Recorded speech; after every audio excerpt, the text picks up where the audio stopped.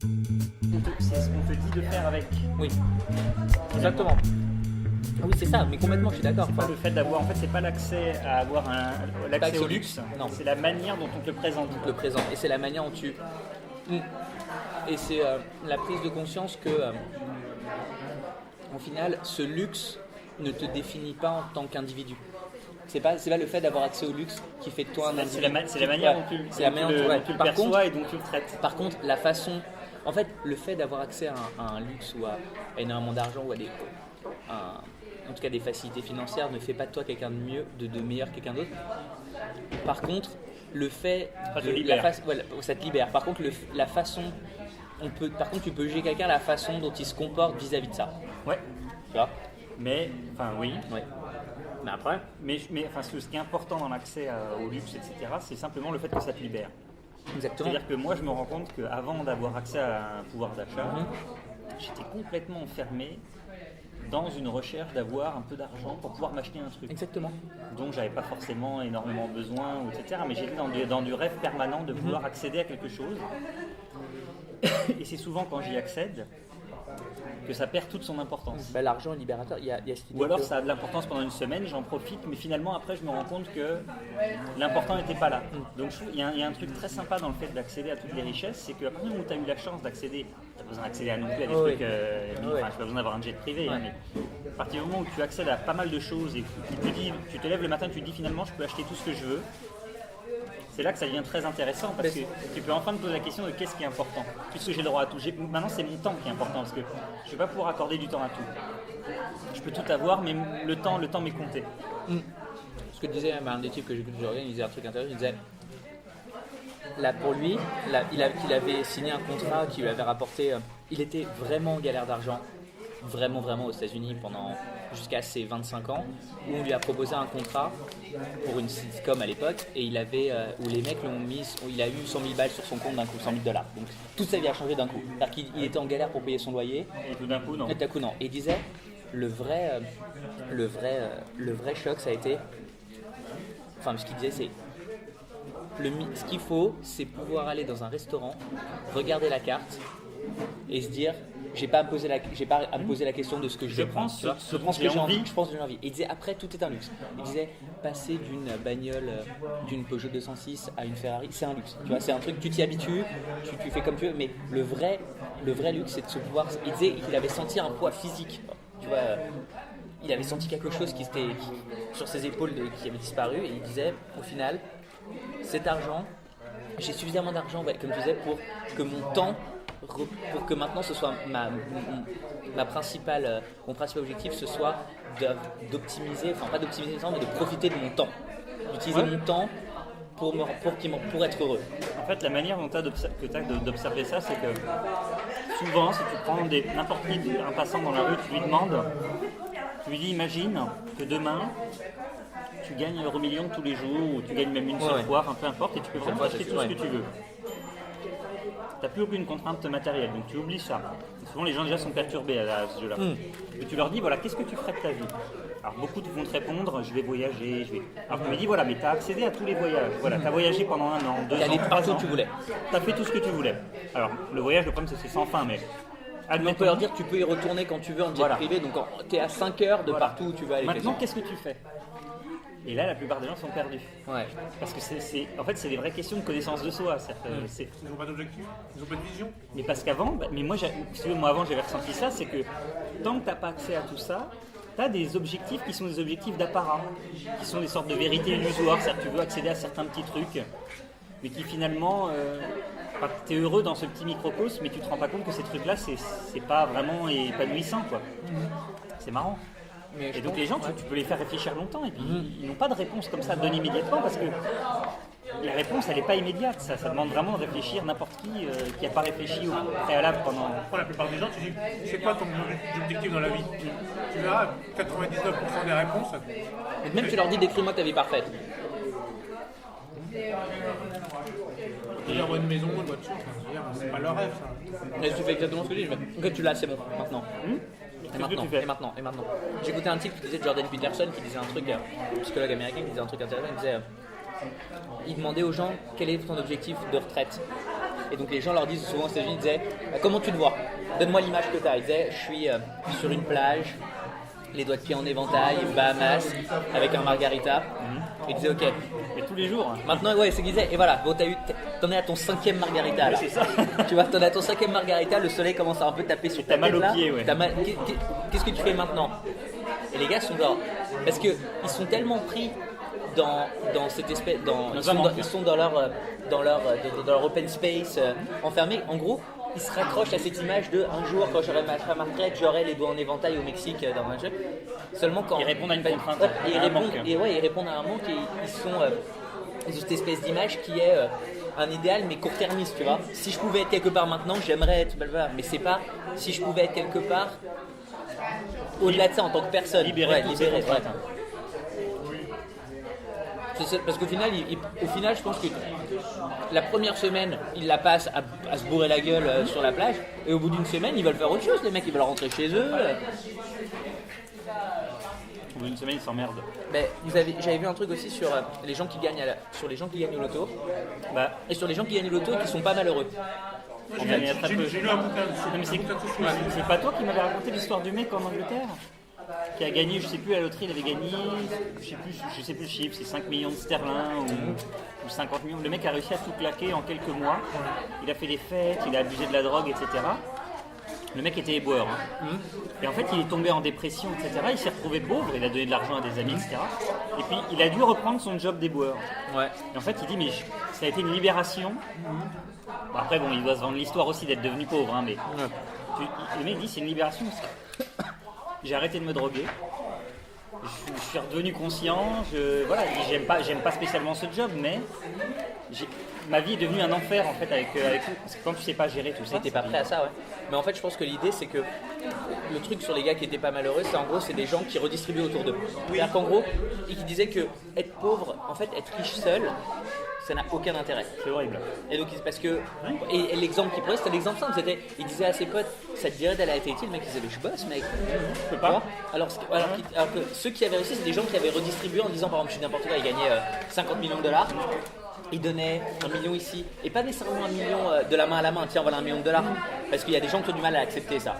Dans leur famille proche, mais il y a d'autres gens qui disaient j'ai mon restaurant, il dit tu vas là à TT, il dit tu sais quoi, qu'est-ce qui se passe au restaurant, tu sais c'est un peu dur en ce moment, tiens voilà de quoi tu as besoin, si on avait un truc ce serait un peu mieux et tout pour ton business, tiens j'investis dans ton business. Et donc en gros ils créent des liens, tu vois, c'est beaucoup plus simple. Ouais, et où après le mec disait oui mais ça me gêne un peu, il disait tu sais quoi, file-moi 10 points sur ton truc, voilà hop c'est bon, et il les demandait jamais, tu vois, mais au moins il y avait cette idée qu'un jour il pourrait venir demander, et donc il crée un network. C'est très important parce que ça évite d'avoir une relation asymétrique avec les personnes, et que c'est la personne qui lui a tout donné. Exactement. Et donc elle se sent soumise et donc tu n'arrives plus à jouer avec elle et à t'amuser, à profiter de la vie parce que tu n'es plus l'égal à égal. Ça fait une rupture avec ton passé et constitue ton ADN historique. Tu vois. Et moi, le bouquin que j'ai lu, c'était. Donc ils avaient pris tous les gens qui avaient gagné à l'euro million. Et en gros, ils expliquaient, en fait, le problème de ces gens-là, c'est que c'est pas des gens qui ont construit leur fortune. Tu vois, quand tu es entrepreneur, tu construis ta fortune, en fait, tu as le temps de t'éduquer. Tu sais, tu vas comprendre certains protocoles, tu vois, un rapport, ton environnement, etc. Ou les familles riches qui ont un patrimoine depuis des générations. Et il disait, c'est des gens comme ça qui étaient, je sais pas, qui avaient un petit boulot. Ils sont débarqués en tant que multimillionnaires et ils savent pas comment se tenir à c'est pas des gens que des apparts à Paris qui achètent, qui jouent à l'euro million en général aussi, tu vois. Et oui, c'est ça. Et en fait, ils disaient, ils étaient mal à l'aise par le fait d'avoir été débarqués dans un monde dont ils ne connaissent pas les codes et les protocoles. Et ils disaient que ceux qui s'en étaient sortis, parce qu'ils ont pris par exemple, il y avait 2 gars. Il y avait un gars qui travaillait au port autonome de Marseille, donc il était dans les docks, et lui il en a fait profiter tous ses collègues en fait. Parce que c'est des gens, parce que dans les docks de Marseille, il y a énormément de solidarité entre les gens. Donc lui il en a fait profiter, lui s'en est sorti. Et le deuxième qui s'en est sorti, c'est un mec qui était passionné de chasse, qui a fait construire en fait des sortes de chalets un peu partout. Ouais, des pavillons de chasse, ouais. Voilà, et des pavillons de chasse. Et il a dit, j'ai fait développer en fait mon activité. C'est comme si par exemple tu vas au jiu-jitsu brésilien, tu gagnes l'euro million, et tout d'un coup tu achètes une académie. T'en fais une auto, tu fais des hôtels que tu finances, tu fais venir des mecs du Brésil pour qu'ils puissent s'entraîner, pour qu'ils puissent voir un peu comment ça se passe dans un pays européen, éventuellement avoir une meilleure perspective d'avenir plutôt que le Brésil. Tu vois, et tu participes à un vrai projet. Et ça, c'est quoi? C'est une vision. C'est que le vrai problème de fond, c'est que les gens n'ont pas de vision. Et la plupart des gens n'ont pas de vision. Si tu me dis c'est quoi ta vision, ils vont dire pareil, prendre des mojitos dans les Bahamas, mais au 5e mojito, ils savent pas de vision parce qu'ils ont des contraintes. Des contraintes qui les empêchent de penser. C'est pour ça qu'ils n'ont pas de vision. Parce qu'ils n'ont pas le temps d'aller. Un, ils n'ont pas le temps, et puis deux, ils n'ont pas été éduqués à se poser et à se dire bon, je fais une pause dans ma vie, je suis le soir, je prends 1 heure dans mon lit ou 2 heures dans mon lit et je commence à me poser ce genre de questions. Qu'est-ce que je ferais si j'avais plus de contraintes? Ils n'ont pas d'amis à qui avoir des discussions hypothétiques, purement hypothétiques, tu vois. Qu'est-ce que tu ferais si tu gagnais à l'euro million? Tu ferais quoi si blablabla? Ça, c'est vachement intéressant parce que pourquoi on n'a pas d'amis? Pourquoi la plupart des gens n'ont pas d'amis avec qui ils peuvent avoir des discussions hypothétiques? Pourquoi ces discussions ne viennent pas d'elles-mêmes? Alors, moi j'ai du mal à comprendre parce que j'ai aimé avec tous mes amis. Mais je pense que j'en ai en plus. Oui, mais c'est biaisé parce que tu choisis tes amis. Voilà, mais parce que j'ai plusieurs choses. Un, moi je prends mon exemple personnel. J'ai voyagé beaucoup, donc j'ai fait le tri. J'ai changé 8 fois d'école quand j'étais gamin, tu vois. Donc j'ai beaucoup de rencontres. J'ai fait beaucoup de rencontres et beaucoup de tri. Il y a beaucoup de gens qui ont disparu, d'autres qui sont restés, donc voilà. Deuxièmement, c'était tous des gens, pareil, qui étaient à l'étranger dans les 7 ans, donc qui avaient eu cette perspective de on voit d'autres cultures, on voit d'autres façons, donc tu relativises beaucoup. Quand tu es en Égypte, tu relativises vachement, tu vois, plein de choses, tu vois. Parce que c'est une autre culture, parce que quand tes parents te filent le même argent de poche que tu avais en France, qui n'était pas énorme, mais qui est énorme en Égypte, tu te rends compte que tout change. Le fait de voir une autre culture, déjà, te fait poser des questions sur la tienne et pourquoi elle est faite comme ça. Et pourquoi le fait de voir quelque chose d'autre, déjà, te fait comprendre que tout n'est pas fait déjà comme dans ton berceau. Quoi. Je viens d'un milieu privilégié. Quelle est la stimulation de l'introspection? Attends, je viens d'un milieu socio-économique privilégié, culturel extrêmement privilégié. Il y a des livres partout, je passe son temps à bouquiner. En plus, je pense que le fait que je viens que je sois un Aristobourge, tu vois, ça fait que de naissance, tu vois, ça fait que au final, il y a cette idée que la richesse c'est du patrimoine, que tu vois, la conversation n'a pas de prix, tu vois, enfin.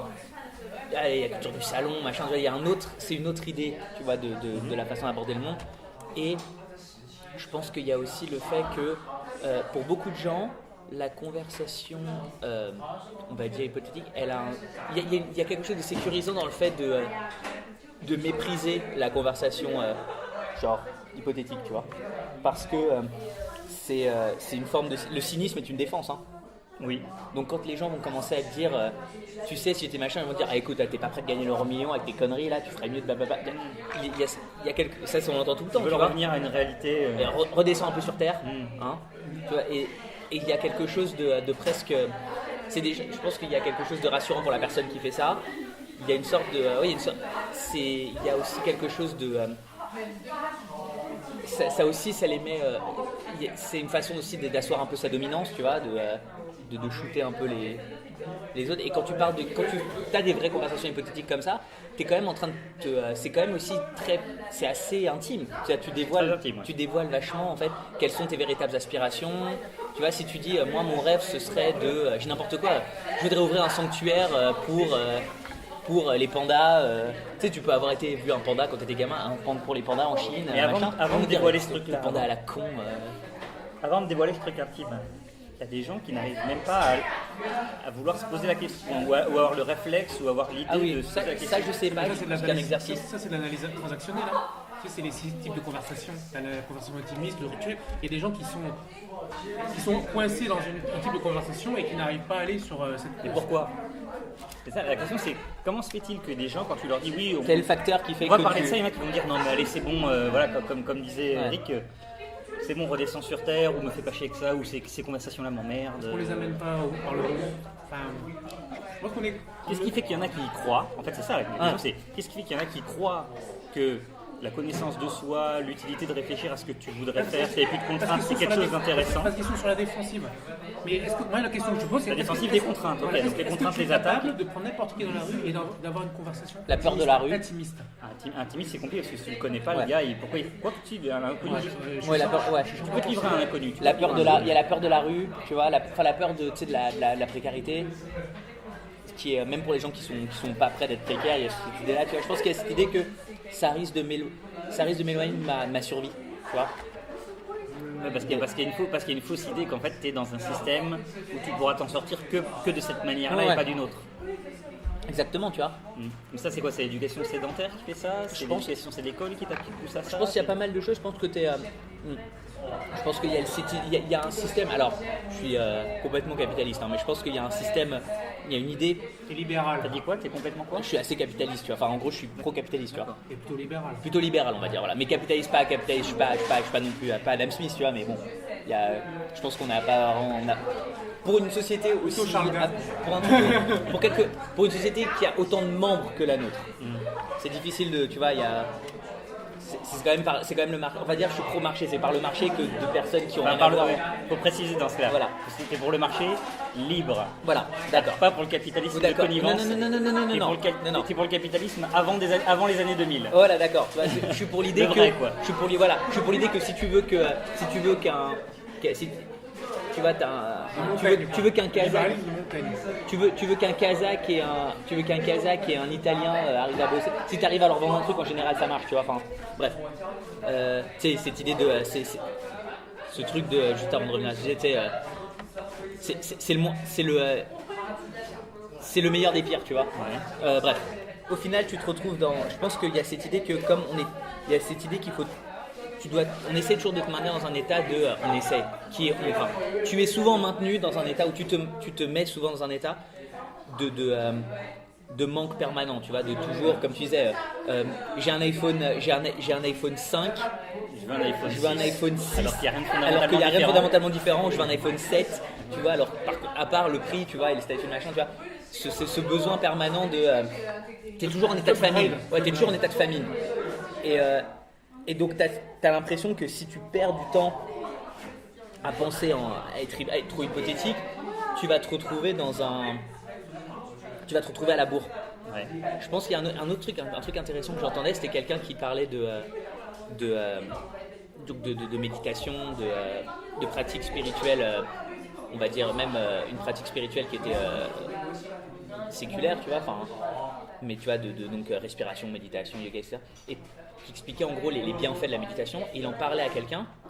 Et il disait que dans sa conversation, souvent les gens lui disent écoute, j'ai même pas envie de savoir.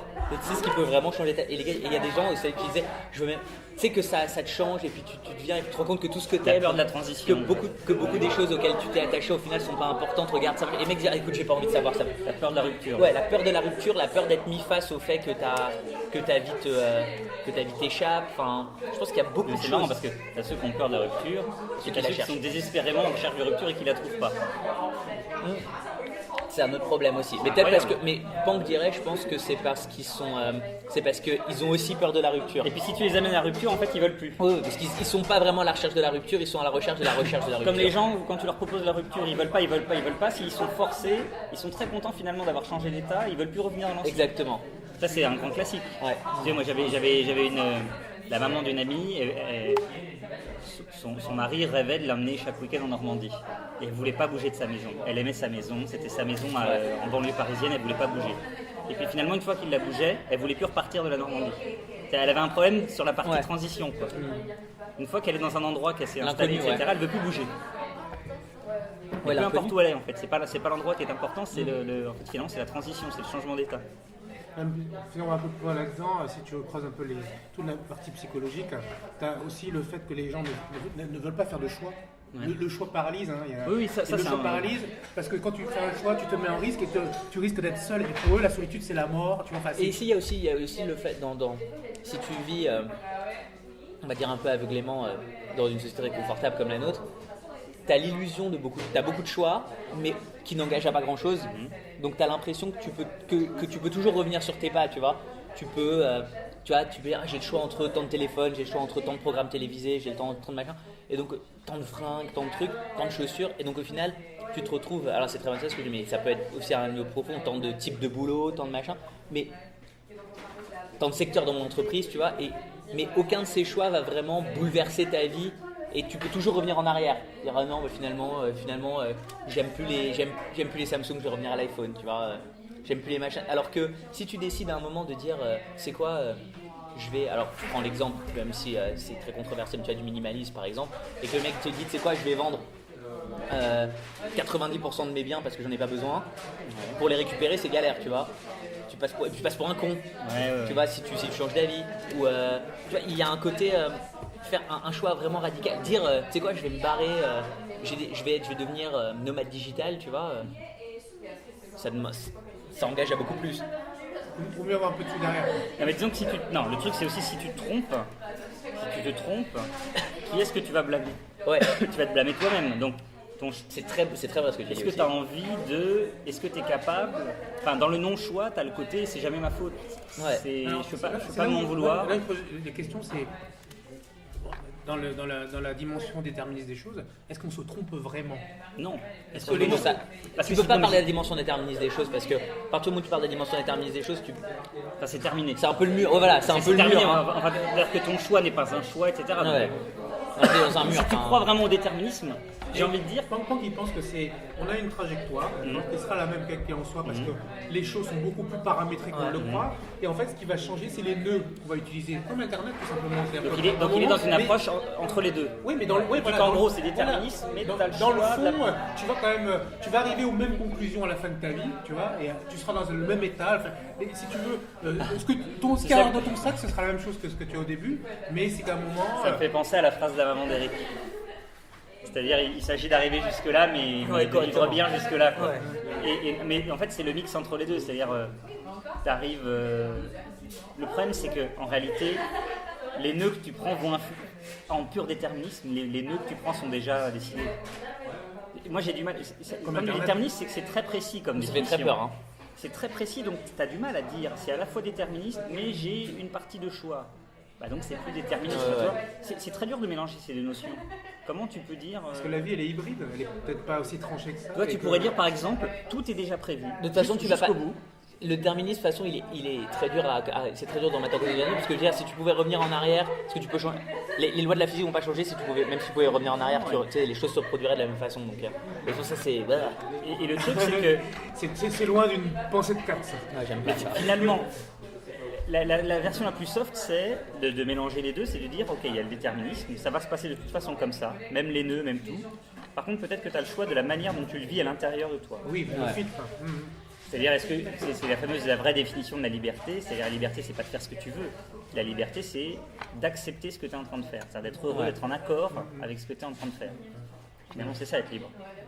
C'est tu fais quelque chose et tu es en accord avec ce que tu fais. Encore elle.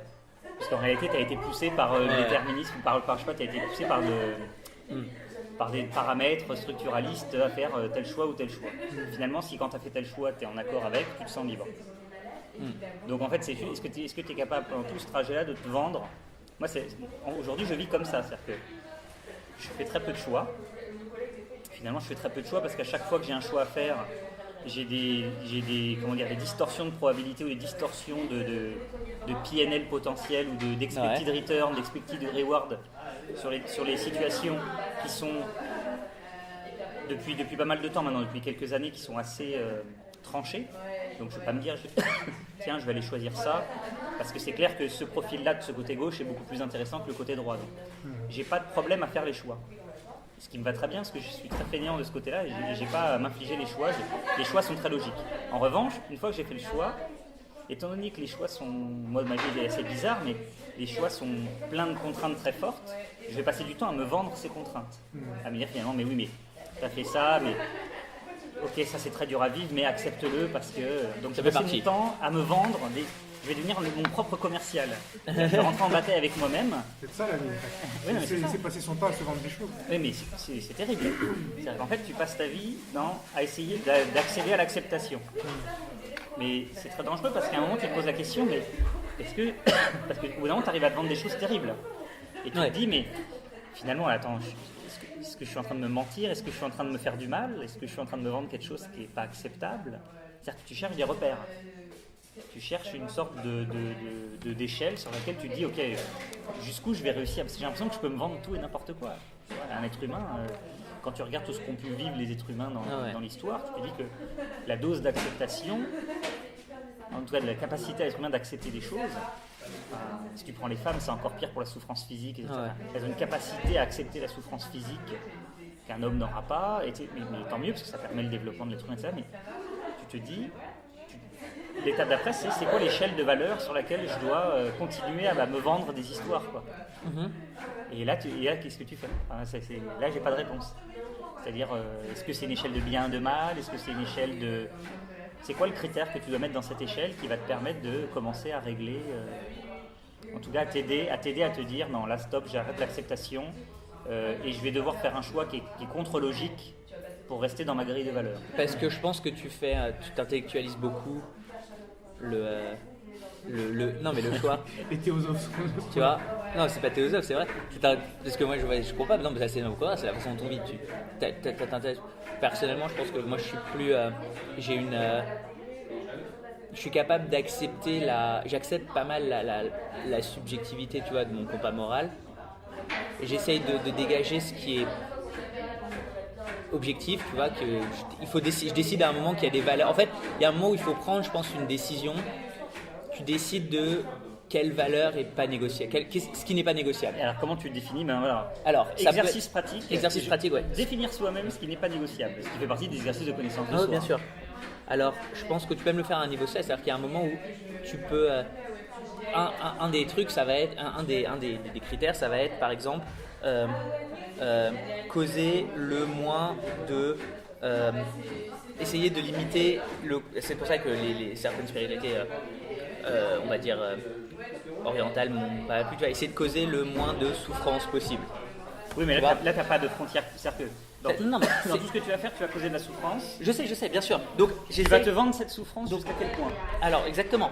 Et c'est pour ça qu'il y a un moment où j'essaye où tu dois personnellement essayer de.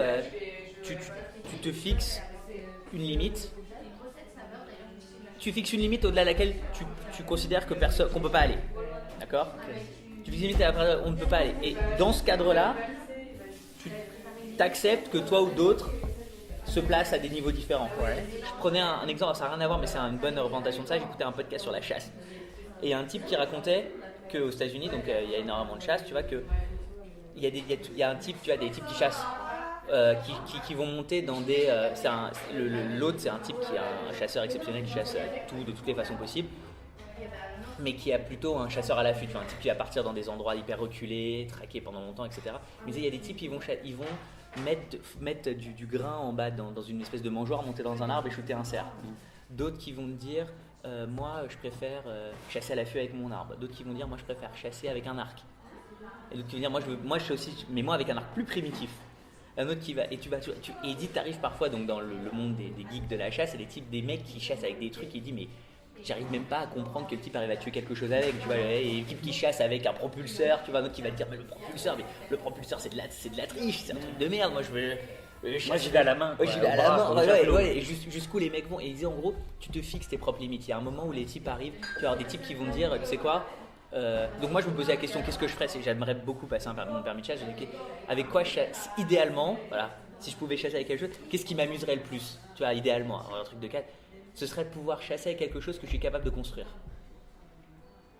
Tu vois, c'était d'accord. l'idée de chasser avec un arbre, je suis capable de le faire, tu vois, et donc je pose la question, mais attention, tu es capable de construire, mais la question c'est tu es capable de construire avec quel milieu autour de toi? Exactement. Si je suis dans une forêt, tu as du matériel, si je mets chez Castorama, exactement. Après, avec quel milieu? Il disait, en gros, ce que le mec expliquait, ce qu'il disait, c'est que chacun se fixe ses propres limites, mais il y a une limite ils ont décidé qu'il y a des limites qui ne sont pas dépassables tu chasses pas alors un exemple par exemple, parce qu'il avait parlé du matériel, il disait on a décidé que tu chasses pas le cerf avec un semi-automatique, tu vois.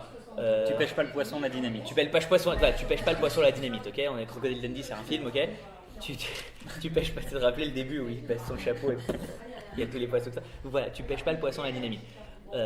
Après, est-ce que tu veux pêcher à la mouche, au machin et tout, c'est la poursuite. Le problème, c'est donc tu vas te fixer une limite, et cette limite, tu vas te la fixer dépendant de ta condition actuelle. L'exercice classique de fixation de limite, moi, que j'adorais poser, c'est pour combien d'argent tu es prêt, parce que l'argent c'est un chiffre, donc ça permet de fixer une limite et puis de faire des exercices mathématiques de dichotomie pour essayer de trouver l'optimum par personne. pour combien d'argent tu es prêt à avoir une relation sexuelle non désirée? Tu vois, un mec arrive et il t'enfile. Ouais, Pour combien? Et là, c'est très rigolo parce que moi, j'ai posé cette question à beaucoup de gens. J'adorais cette question. J'ai une expérience Et j'ai eu là-dessus. toutes les réactions. J'ai eu les gens qui m'ont répondu. Et ce qui est très rigolo, c'est que j'ai eu des gens. J'en parlais encore ce week-end en fait. Samedi soir avec des copains. Au chèque. On parlait d'un Au gars chèque. qui nous avait fait une super réponse. La première des réponses que j'aime pas, c'est les mecs qui refuseront toujours. Non, ouais, quoi je qu'il refuse de rentrer dans cet exercice. Ah oui, non, mais ça. À n'importe quel prix, personne ne passera dessus. Tu dis, mais si ça peut sauver la Terre, Ouais. si avec tout cet argent, tu peux, je sais pas moi, sauver 2 pays, 3 pays. Ouais. Non, tu veux toujours pas. Non, de toute façon, c'est débile, on peut pas faire cet Ouais. exercice, je rentrerai pas là-dedans. Ok, bon. Deuxième catégorie, à l'extrême inverse, j'ai eu un mec très très riche, issu d'une très bonne famille, vraiment très très bonne famille, avec une éducation exemplaire. Mais quand j'ai exemplaire, c'est que le mec n'est pas imbu de lui-même, etc. Et lui m'a répondu un chiffre. Et le chiffre m'a étonné parce qu'il était très en dessous de sa fortune personnelle. Donc, le mec avait une fortune personnelle de 50-100 millions d'euros de patrimoine, tu vois. Et même après, ça a grossi. Mais le mec m'a répondu, il a réfléchi, il m'a dit 700 000 euros. 700 000 euros, j'accepte, écoute, ça me paraît. Parce que lui a une valeur de l'argent, si tu veux. Pour lui, quand il va dépenser 100 euros dans un resto, il se dit c'est un bon resto, quoi. C'est pas rien. Pourtant, il a largement les moyens de le faire 3 fois par jour. Mais il m'a dit non, 700 000 euros, c'est. J'y réfléchis, c'est à peu près. D'accord, il s'est déjà posé la question, c'est intéressant. Et après, t'as les gens qui sont. Mais lui, je comprends pas vraiment parce que son environnement, c'est typiquement le mec qui serait dans une forêt où il pousse des semi-automatiques sur les arbres. Donc pour lui, un homme préhistorique a accès à la semi-automatique. Et il te dit non, moi, je veux continuer avec mon fusil classique. Et au milieu de ça, tu as les gens qui vont commencer à se poser la question, à se dire bon, alors ok, 1 million, je vais le faire, c'est sûr. 50 000 euros, je le fais pas, c'est pas beaucoup. Et puis ils vont commencer comme à resserrer jusqu'à ils vont tomber sur un chiffre. T'as vu ces questions qu'ils ont posées ces questions à des nanas de 2 façons différentes. Ils ont posé des questions à 100 femmes, à 2 groupes de 100 femmes. Le premier, pour combien? Et donc la réponse la plus commune, c'est pour rien au monde, tu vois. Et après ils disaient, mais qui est fausse en fait. Et après ils ont pris ça dans l'autre sens. Ils ont dit et avec plein de, en fait ils ont fait avec plein de groupes, ils ont dit pourtant est-ce que tu coucherais avec moi? Non, pourtant, en augmentant pour voir. Et le seuil il est de 4 000 euros. Le seuil, la moyenne est de 4 000 euros. C'est-à-dire qu'ils disaient qu'en gros sur les groupes, alors c'est pas dans le monde, mais en gros sur un groupe de femmes américaines dans une grande ville, ils s'étaient rendu compte que à 4 000 euros, enfin souvent je pense que c'est pas les femmes américaines, souvent c'est dans les campus américains, donc dans les campus en plus. Donc mais ça dépend de l'environnement. Oui, donc ils disaient qu'en gros à 4 000 euros à peu près, les nanas sur des campus elles sont prêtes à. Ça veut dire que c'est une unité. 4 000 euros, c'est une unité. Ouais, à peu près, tu vois, et c'est marrant, tu vois, quand tu le prends, dans quel sens tu le prends, tu vois. Mais en gros, pour revenir à ce qu'on disait sur le fait d'établir une limite, je pense que c'est là où on peut avoir, où je pense que là, on peut avoir une approche morale de la science. C'est-à-dire que tu peux, ou en tout cas du processus scientifique, ça tu peux te dire par exemple pour la chasse, pourquoi on chasse pas la dynamite? C'est ce qu'à dire pourquoi est-ce que je peux pas chasser la dynamite au final, mais merde, je t'emmerde. Tu peux dire parce que ça a tel effet sur l'environnement, tu vois, et tu vois, ça a tel effet sur l'environnement aquatique, sur le poisson, ça empoisonne le machin. Si tout le monde le faisait, ça donnerait ça. Donc on va essayer d'établir une limite qui est un peu qui est défini par des facteurs, on va dire, supra-humains. Alors là, c'est facile parce que tu es dans ce qu'on appelle un bac à sable. C'est-à-dire que c'est toi qui fixes tes propres limites dans un univers qui est très peu contraint. Maintenant, si je te dis, tu as le choix entre un plan A et un plan B, et dans le plan A, il y a des choses qui sont très intéressantes. C'est-à-dire que la logique te poussera à choisir A. La moins logique, c'est de passer sur la partie B, mais la partie B est très peu contrainte. La partie A a beaucoup de contraintes que tu vas devoir te vendre.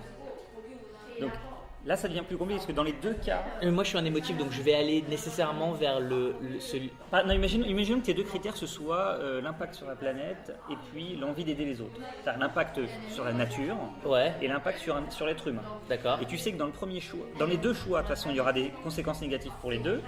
Mais dans le choix numéro 1, ce sera 80% négatif pour la nature et 20% pour l'être humain. Et puis dans le choix B, par exemple, 80% pour l'être humain et 20% pour la nature. Et on va dire que tu équipondères les deux dans ton je pense que ça va dépendre complètement de. Dans tous les cas, tu vas devoir faire du mal. Dans tous les cas, tu vas devoir faire du mal. Si dans tous les cas, tu vas devoir faire du mal, alors.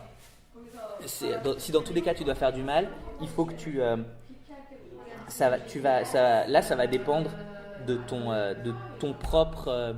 Ce qu'on appelle en anglais, ton compas moral. De ta boussole morale. Ça devient très dur. Oui, ça devient dur. Ça devient dur, mais je pense que tu peux. Là, à ce moment, de toute façon, tu n'as que deux possibilités. Tu as la possibilité de ne pas faire de choix ou d'en faire un. Ouais.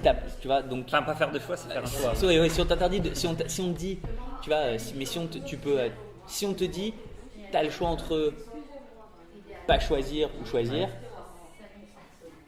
On arrive, et quelles sont les conséquences de pas choisir? Parce que si on me dit, si tu choisis pas, là tout explose, allez, tous les hommes sont morts, il n'y a plus de terre, voilà. Et, Non, mais là, c'est facile. Non, mais oui, mais parce que là c'est facile, alors mais c'est facile aussi, tu vois. Pour moi, je suis là où je suis différent. Pour moi, le choix il est pas difficile, c'est-à-dire que ça va dépendre. Imaginer ce choix, il est pas difficile, ça va dépendre de ce que je considère comme le plus important à ce moment-là. Donc, c'est tout. Ouais. C'est-à-dire que si tu me dis, en gros, a priori, j'aurais tendance à dire, ok. Qu'est-ce que ça veut dire 80% d'environnement? Ça veut dire qu'en gros la Terre va être complètement pourrie. À ce moment-là, si on va la pourrir de 80% plus, sans. Alors je sais que je joue avec ton idée, mais ça veut dire qu'en gros, sans environnement, de toute façon, sans environnement, l'être humain va être. L'être humain n'a rien sur lequel se rapprocher. Oui, t'essayes à la fin d'arriver Voilà, à un mais tu vois, ultime. donc mon cheminement. En fait, pour voir jusqu'où va être ma limite morale, elle va être là. En fait, alors je vais te poser la question autrement parce que maintenant, on a la deuxième étape, c'est t'as ces deux choix, ok. Et maintenant, donc t'as des conséquences négatives dans les deux. Oui. Maintenant, la question, c'est à partir de quand ton cerveau est capable de se dire, non, mais en fait, j'ai pas que ces deux choix. Je peux aussi ne rien faire, me retirer du truc. Ça a été mon premier choix, t'as pas remarqué? Oui, justement. Exactement. Et non, mais carrément dire, et je prends pas le reward qu'il y a dans ces deux choix. Ça a été mon premier choix. Voilà. Et donc tu arrêtes tout. Ouais, mais ça a été mon premier choix. Moi, je sais que C'est très dur de faire ça. J'ai une propension très forte à ça. Pour moi, c'est pas difficile. Ton chemin. Moi, j'ai une propension très forte. Ouais, mais c'est un autre. Tu peux aussi. Ce que dirait un bouillet, c'est. Non, mais c'est ça ton chemin. Oui, c'est un autre chemin. C'est le seul chemin. C'est le vrai chemin. C'est le chemin, tu vois. Et où là, en plus, pour moi, c'est génial. Ça me sépare. Quand t'es baigné dans la réalité, tu le vis comme un arrêt du chemin. Oui. C'est peut-être un autre chemin, mais toi, tu vois, tu as l'impression d'avancer, et tout d'un coup, tu as cette impression de t'arrêter. Moi, j'ai plutôt. Peut-être pas, moi, j'ai souvent. Pas un arrêt. Moi, dans ma tête, j'ai plus souvent l'impression de m'arrêter, et parfois d'avancer. D'accord. Tu vois. C'est marrant. Moi, j'ai plus l'impression. J'ai pas l'impression d'avoir, comme beaucoup de gens, une multitude de choix. Moi, j'ai plus l'impression qu'on bloque. Ouais. Des choix que j'ai pas envie de faire, donc je choisis de pas faire. Et puis tout à coup, je vois une petite entrée, hop, je m'engouffre dedans. D'accord. Enfin, moi, après, on bloque, et puis je vois une autre entrée, hop, je m'engouffre dedans, tu vois. C'est pas mal. Et il me faudrait. C'est pas mal parce que quand tu es comme ça, tu vis dans un espoir en fait de trouver cette petite entrée à chaque fois. Tout le temps. Et t'es pas dans la déception d'être rentré quelque part et de regretter. À jamais. Ah ouais. Par contre, jamais. L'appel de l'extérieur. Moi, j'attends tout le temps, je cherche tout le temps l'appel d'air, tu vois, le kozushi, le petit déséquilibre pour m'entrer dedans. Mais t'as raison, c'est ça. Si là, c'est pour ça que moi, j'ai jamais eu de problème. C'est ce qu'on vit tous. Moi, j'ai jamais eu de problème de me dire que. J'ai jamais eu de problème en me disant qu'est-ce que je ferais si j'avais ouvert, parce que si demain j'avais les ressources, on va dire financières, de faire ce que je voudrais, en fait, qu'est-ce que ce serait? Ce serait juste, boum, un gros appel d'air dans lequel. Tu vois, ça représenterait un gros appel parce qu'il y avait cette notion de liberté dont on parlait tout à l'heure, tu vois, ça me libérait de plein de contraintes, tu vois. Mais sinon, je suis tout le temps, moi je suis plus dans le refus. On disait, en gros, il y a souvent, j'ai remarqué que même au niveau scolaire, au niveau social, ma réaction souvent c'est, au niveau professionnel, quand je bossais dans des bureaux, c'était, on me disait, bah, écoute, il y a cette expression en français, il faut jouer le jeu. D'accord? Ça c'est le jeu ma pauvre Lucette. Et moi ma réponse c'était souvent, ouais, moi je décide de pas jouer. Je prends ma balle et je rentre chez moi. Là, je décide, je veux. Ça fait partie du jeu. Oui, mais voilà, exactement. C'est une règle qu'on veut pas te donner. Oui, c'est la règle qu'on veut pas te donner, mais c'est ce truc de. Dans le casino, on dit, dans le casino, tu veux miser combien? J'ai pas envie de miser parce que je suis sûr de perdre. Tu vois? Mais tu peux gagner beaucoup. Non. Ok, c'est comme dans le film. Vous êtes là pour nous prendre notre. Non, moi j'ai décidé. Alors, on parle pas d'argent, mais moi je décide de pas jouer. Ou de jouer autrement. Moi je joue à mon jeu.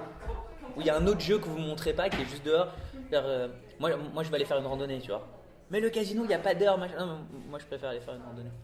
Il y a un jeu en ce moment sur PS4 qui s'appelle Fortnite. Ouais, je vois très bien. C'est un truc en ligne. En fait, tu es débarqué dans une île et tu es parachuté. Et en fait, tu dois buter les gens. Il y a 100 personnes à la fin en général. Et tu dois être le dernier en te cachant, en prenant des armes, etc.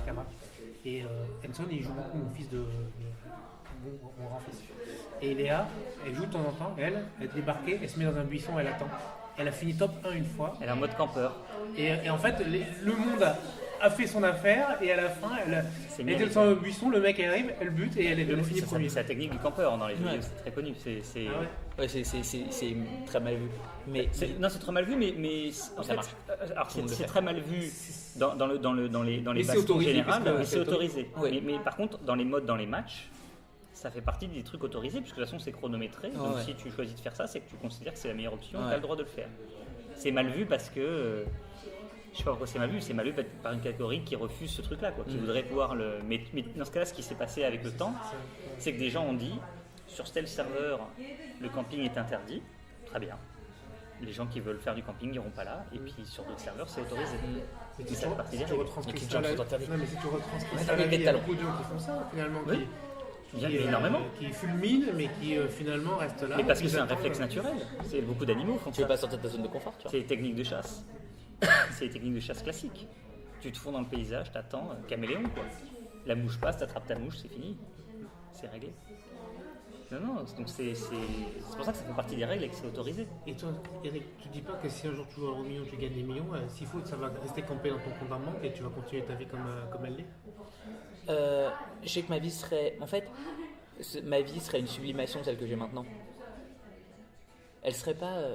Il y a plein... Elle changerait pas forcément. Non, en fait, elle changerait à différents niveaux. Par exemple, n'importe quoi.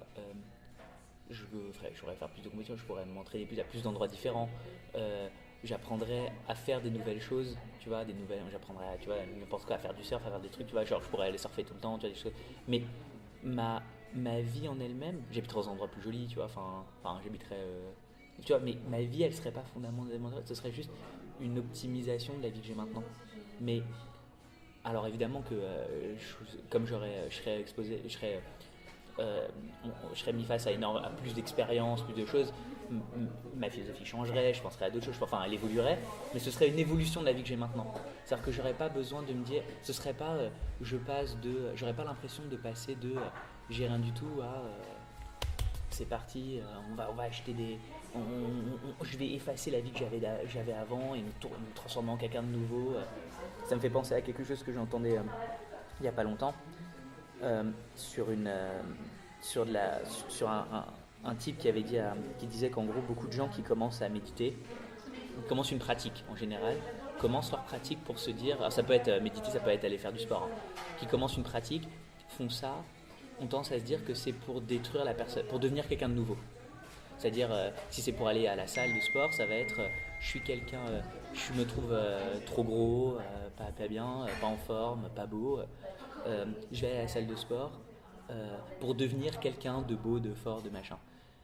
Au lieu de se dire, je vais aller à la salle de sport par amour pour la personne que je suis. C'est-à-dire parce que j'ai du respect pour la personne que je suis, parce que j'ai du respect pour mon corps, parce que je veux améliorer ma situation, je veux me rendre meilleur, je veux travailler sur moi, et ben je vais aller...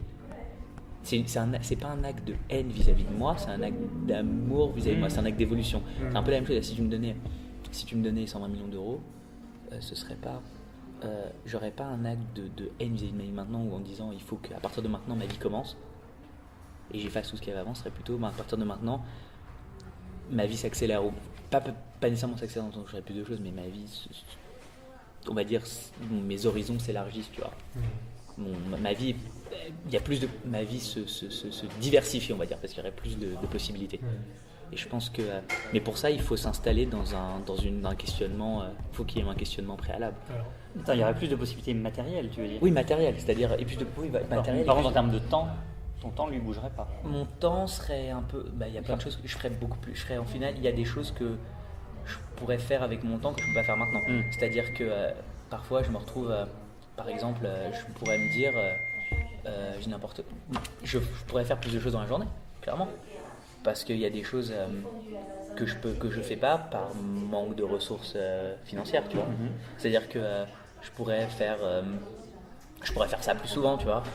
Parce que Dao aussi, par exemple, aurait plus de temps, parce que tout le monde aurait plus de temps autour de moi vu que j'aurais fait cette redistribution. Mais il y aurait ça, il y aurait le fait que je pourrais faire, tu vois, il y a des jours, par n'importe quoi, l'académie du Visuel est fermée, je reste chez moi. Et voilà, tu vois, je trouve toujours quelque chose à faire. Je lis, je machin, mais là, je ferais encore un autre truc, ou je prendrais des cours de quelque chose, j'apprendrais à jouer de la musique, enfin tu vois, plein de choses qui sont... parce que par exemple si je voulais apprendre la musique, là j'ai pas d'argent pour m'acheter une guitare, tu vois. Enfin... Non, mais tout ce que tu dis là, c'est des trucs comme la floraison de la partie arrière.